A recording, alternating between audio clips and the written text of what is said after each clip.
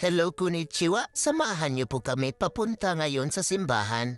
Our home, away from home, here in Japan. Belated Happy New Year po sa lahat ng mga patuloy na sumusubaybay. Heto na naman po kami't mag-share ng aming talambuhay.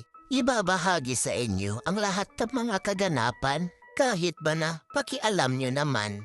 Heto mat nakarating na kami sa community center ng Matsunaga. Ito nga pala ang araw ng Christmas party ng GIL Church Hiroshima. Abay hindi po dyan sa labas yung pagdadarausan, hindi lamang po kami makapasok sapagkat hindi pa nabubuksan yung pintuan.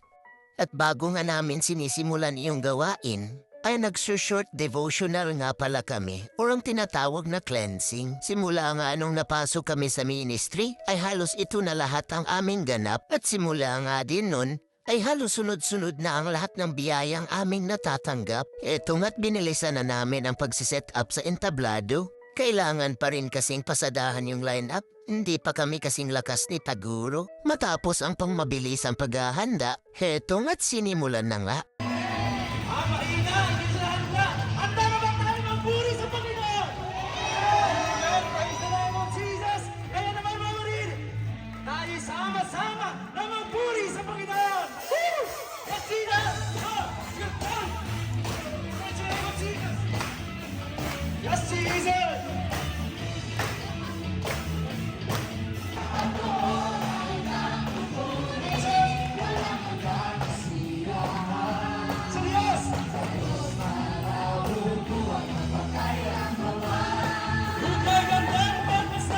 Isa nga to sa mga rason kung ba't kami natigil sa pagva-vlog o paggawa ng mga content. Yan po ang sagot namin para sa mga nagtatanong doon sa comment. Pero never naming pinagsisihan ang desisyon naming iyon sapagkat isang pribilehiyo para sa amin ang magamit sa ministeryo ng Panginoon. At iba din talaga ang saya pagkasama mo ang mga kapatiran sa pananampalataya. Wala ngang reklamo tong mga bata. Eto nga palang apaka-cute na kids ministry namin. Kahit nga yung mga Sunday school teachers ang kukulit din. At pagkatapos nga ng healing service and Sunday worship, ay proceed na agad kami sa paborito ng lahat, ang food fellowship. Sino ba naman ang hindi gustong mabusog? Lalo na't every Sunday ba naman yung libreng chibog? After ng kainan, ay nag-start na agad ng Christmas party program sa hapon. Sinimulan ito na mga team presentation.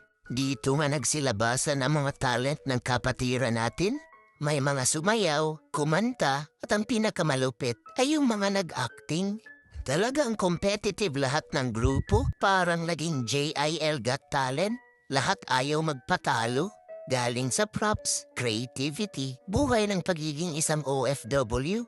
Lahat na isinadula nila. Abay, sumali na nga din sina Jose at Maria. Hindi nga ako updated sa entry ng kids ministry.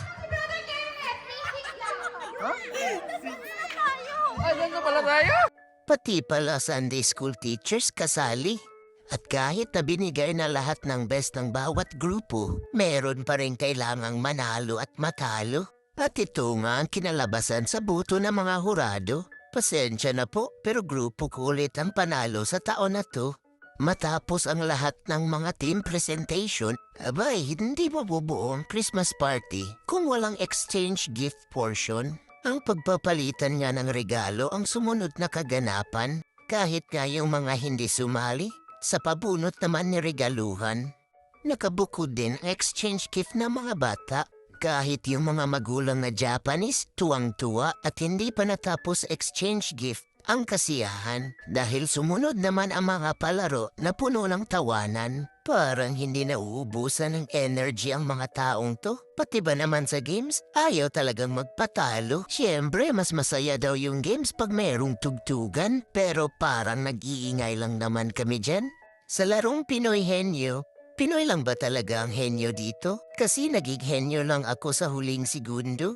Hindi yata ako Pinoy. After ng program, ay pinagbubuksan na nga agad namin itong mga regalong natanggap. Ito nga yung natanggap ko. Buti na lang hindi black. Ito na mga tanggap ni Mrs. Saktong-sakto. Ito yung kailangan namin sa bahay. Parang nakikinig yata to sa pinag-uusapan namin tong sina Brother Ed at Pastora Ai. And speaking of, shout out nga po pala sa GAL Church Kagawa na nakipag-fellowship sa Christmas party namin. Solid ang saya. Para naman po sa lahat ng mga taga Hiroshima Prefecture na naghahanap ng simbahan. Welcome na welcome po kayo sa inyong pangalawang tahanan dito sa Japan. For more details, search and follow nyo na lamang po sa Facebook, Jesus is Lord Church Hiroshima. Pwede nyo rin kaming i-message anytime kung gusto nyong malaman paano pumunta. Pasensya na't hanggang dito na lamang o mga bata.